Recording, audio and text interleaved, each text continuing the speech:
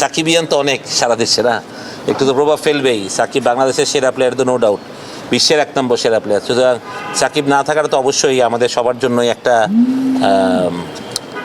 মানে সাকিব সারা জীবন ক্রিকেট খেলবে এটাও সত্যি কথা, but as long as Shakib is playing the game and বাংলাদেশের ক্রিকেট খেলতে পারছে না, এটা একটা ব্যর্থতাই আমাদের জন্য আমি মনে করি, সত্যি কথা বলতে।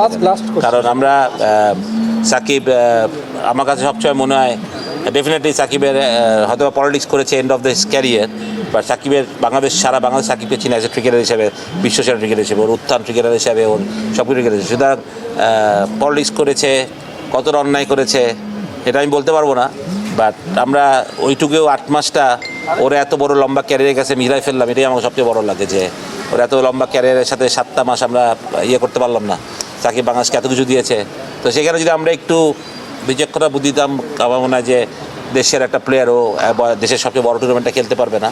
ডেফিনেটলি প্লেয়াররাও অনেক হতাশ আমার মনে হয়, যদিও সবাই হয়তো মাইকের সামনে বলতেও পারেন এরকমভাবে, বাট আমি মনে করি সব প্লেয়াররা একটু frustrated. Shakib is very friendly with the players, সবাইকে সবসময় সাপোর্ট করে, হেল্প করে সবাইকে, আমি মনে করি। তো খারাপ লাগছে এটাই, এটা বড় কথা আছেই তো, যে form is temporary, class is permanent.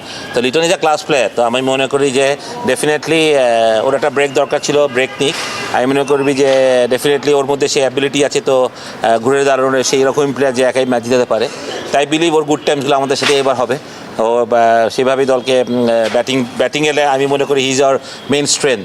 তো লিটন যদি ঠিক মতো দাঁড়িয়ে যেতে পারে, আমাদের মানে ব্যাটিংয়ে যারা ইউথরা আছে, বেশ কিছু পাওয়ারফুল হিটার আছে আমাদের উপরে, তামিম, সোহান আছে, বা মাঝখানেও আমাদের ফরেন প্লেয়ার যারা আসবে তারাও ভেরি গুড প্লেয়ার্স।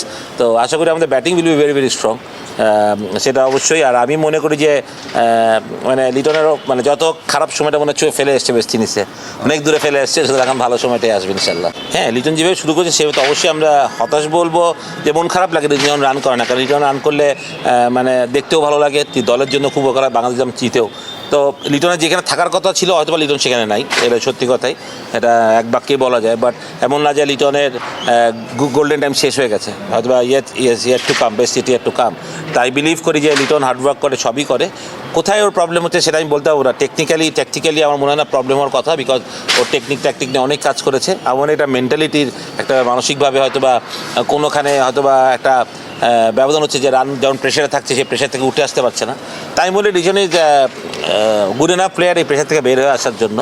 আমার মনে হয় যে যদি আপনি বেসিককে আপনি ব্যাক করেন, তাহলে আমার মনে হয় এখান থেকে সরে আসা সম্ভব। আপনি যদি এক্সট্রাঅর্ডিনারি কিছু না করে ব্যাক টু ইউর বেসিক, আমরা সবসময় কোচটা একটা কথা বলি, যখন আপনার অফ ফর্ম থাকবে তখন আপনি আপনার বেসিকটা নিয়ে বেশি চিন্তা করলে আমার মনে হয় ভালো। যে রান করার কিছু তো আছে, আপনি প্রতিদিন একভাবে এক পিসে রান করতে পারবেন না, it's very difficult. Different wicket থাকে, ডিফারেন্ট অপোনেন্ট থাকে, তো আপনাকে ওই জিনিসগুলো আন্ডারস্ট্যান্ডিং করে যদি ব্যাটিং করতে পারেন, তাহলে আমার মনে হয় যে ইটস মাচ ইজিয়ার। তো আমি লিটনকে ওইটাই বলবো যে জাস্ট গো টু বেসিক।